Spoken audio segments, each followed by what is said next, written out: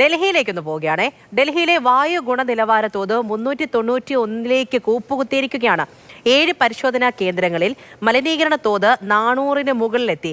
വായു മലിനീകരണത്തെ തുടർന്ന് ഗ്രൂപ്പ് 2 നിയന്ത്രണങ്ങളാണ് ഇപ്പോൾ ഡൽഹിയിൽ ഏർപ്പെടുത്തിയിട്ടുള്ളത്. അർജുൻ പീതാംബരനാണ് വിവരങ്ങളുമായി നമ്മളോടൊപ്പം ഉള്ളത്. അർജുനെ, ഗുഡ് മോർണിംഗ്. എങ്ങനെയുണ്ട് അവിടുത്തെ കാര്യങ്ങൾ? ശ്വാസമൊക്കെ കുറച്ച് പ്രശ്നമാണ് എന്നൊക്കെ അറിയുന്നുണ്ട്. എന്തെല്ലാം നിയന്ത്രണങ്ങളാണ് അവിടെ നൽകിയിട്ടുള്ളത് ഇപ്പോൾ? നിലവിൽ നിയന്ത്രണങ്ങളുണ്ട്. ഗ്രാപ്പ് 2 പ്രകാരമുള്ള നിയന്ത്രണങ്ങളാണ് നിലവിൽ ഡൽഹിയിൽ ഏർപ്പെടുത്തിയിരിക്കുന്നത്. അതായത് ഈ ഗവൺമെൻറ് ഓഫീസുകളിലൊക്കെ സർക്കാർ ജീവനക്കാർക്കൊക്കെ പകുതി, അതായത് 50% ആളുകൾക്ക് വീട്ടിൽ തന്നെ വർക്ക് ഫ്രം ഹോം എന്നുള്ളൊരു സൗകര്യം കൂടി ഏർപ്പാടാക്കി കൊടുത്തിട്ടുണ്ട്. നാളെ മുതൽ അങ്ങനെയൊക്കെ ആയിരിക്കും സർക്കാർ ഓഫീസുകൾ പ്രവർത്തിക്കാൻ പോകുന്നത്. ഒപ്പം ഈ വാഹനങ്ങൾ പുറത്തിറങ്ങുന്നതിന് വലിയ തോതിലുള്ള നിയന്ത്രണങ്ങൾ ഏർപ്പെടുത്തി തുടങ്ങിയിട്ടുണ്ട്. പ്രത്യേകിച്ചും പൊതുവിടങ്ങളിൽ പാർക്കിംഗ് ചെയ്യുന്ന സമയത്തെല്ലാം തന്നെ പാർക്കിംഗ് തുക ഇരട്ടിയാക്കിയിട്ടുണ്ട്. അതിലൂടെ വാഹനങ്ങൾ പരമാവധി പുറത്തിറക്കുന്നത്, അതായത് ഈ സ്വകാര്യ വാഹനങ്ങൾ പുറത്തിറക്കുന്നത് കുറയ്ക്കാൻ വേണ്ടിയിട്ടുള്ള ചില നടപടികളൊക്കെയാണ് സർക്കാർ സ്വീകരിച്ചിരിക്കുന്നത്. എന്നാൽ ഇപ്പോൾ തന്നെ 391 ശരാശരി വായു ഗുണനിലവാര തോത്.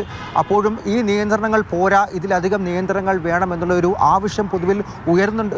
ആ ഒരു നിയന്ത്രണങ്ങൾ കാര്യമായി ഏർപ്പെടുത്താത്തത് കൊണ്ടാണ് കഴിഞ്ഞ കുറച്ച് ദിവസമായി ഇത്തരത്തിൽ വീണ്ടും ക്രമാതീതമായി ഈ മലിനീകരണ തോത് അത് ഉയർന്നുകൊണ്ടിരിക്കുന്നത് എന്നുള്ളൊരു വിലയിരുത്തൽ കൂടിയുണ്ട്. പ്രത്യേകിച്ചും വെള്ളിയാഴ്ച 317 ആയിരുന്നു, ശനിയാഴ്ച 340-ലേക്ക് മുകളിലേക്ക് വന്നു. ഇപ്പോൾ 400-ന് തൊട്ടടുത്തേക്ക് രാജ്യതലസ്ഥാനത്തെ ശരാശരി വായു മലിനീകരണ തോത് തന്നെ എത്തിയിട്ടുണ്ട്. ആകെ 38 സ്റ്റേഷനാണുള്ളത്. അതിൽ 30-ലധികം സ്റ്റേഷനുകളിലും, അതായത് ഈ പരിശോധനാ കേന്ദ്രങ്ങളിലും റെഡ് സോണിലാണ് നിലവിൽ നിൽക്കുന്നത്. അതായത് ഒരു ദിവസം ഒരു വ്യക്തി ശരാശരി 9 മുതൽ 10 സിഗരറ്റ് വലിക്കുന്നതിന് തുല്യമാണ് ഇവിടുത്തെ ഈ മാലിന്യം കലർന്നിട്ടുള്ള ഈ ശ്വാസം, ഈ വായു അത് ശ്വസിക്കുന്നത് എന്നുള്ളൊരു കണക്കാണ് സ്വാഭാവികമായിട്ടും ഇവിടെയുള്ള ഈ ആരോഗ്യ വിദഗ്ധരെല്ലാം തന്നെ വ്യക്തമാക്കുന്ന കാര്യം. അടുത്ത ദിവസങ്ങളിലും ഈ പ്രശ്നം തുടരും. പ്രത്യേകിച്ചും ഇവിടെ തണുത്ത കാലാവസ്ഥ കൂടി ആയിട്ടുണ്ട്, മഞ്ഞടിച്ച് തുടങ്ങിയിട്ടുണ്ട്.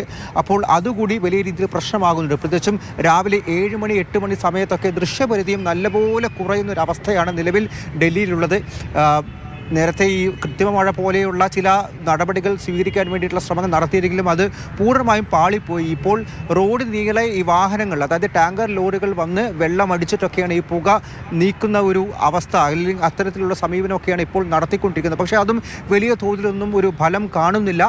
അടുത്ത ദിവസങ്ങളിൽ കൂടുതൽ നിയന്ത്രണങ്ങൾ വന്നില്ലെങ്കിൽ ഒരുപക്ഷെ ഈ തണുത്ത കാലാവസ്ഥ കൂടി ആകുമ്പോൾ കാര്യങ്ങൾ കഴിഞ്ഞ വർഷത്തേലോ അല്ലെങ്കിൽ അതൊരു കൂടുതൽ രൂക്ഷാവസ്ഥയിലേക്ക് പോകുമെന്നുള്ളൊരു വിലയിരുത്തൽ തന്നെയുള്ളത്. അടുത്ത ദിവസങ്ങൾ ഒരുപക്ഷെ ഡൽഹി സർക്കാർ കൂടുതൽ നിയന്ത്രണങ്ങൾ കൊണ്ടുവരുമെന്നുള്ള കാര്യം തന്നെയാണ് ഇവിടെയുള്ള ആളുകളും കരുതുന്നത് ഈ ഒരു ഘട്ടത്തിൽ. ശരി, അർജുൻ പീതാംബരനാണ് വിവരങ്ങൾ നൽകിയിരിക്കുന്നത്. അപ്പോൾ അർജുൻ പറയുമ്പോൾ തന്നെ അവിടെ ഉള്ളതാണ്. അപ്പോൾ അവർക്കൊക്കെ അറിയാം എത്രത്തോളം ബുദ്ധിമുട്ടാണ് എന്നുള്ളത്. അങ്ങനെ വലിയ തോതിലുള്ള നിയന്ത്രണങ്ങളിലേക്ക് കൂടി പോവുകയാണ്. അർജുനാണ് കാര്യങ്ങൾ നമ്മുടെ ഡൽഹിയിൽ നിന്നും പറഞ്ഞത്.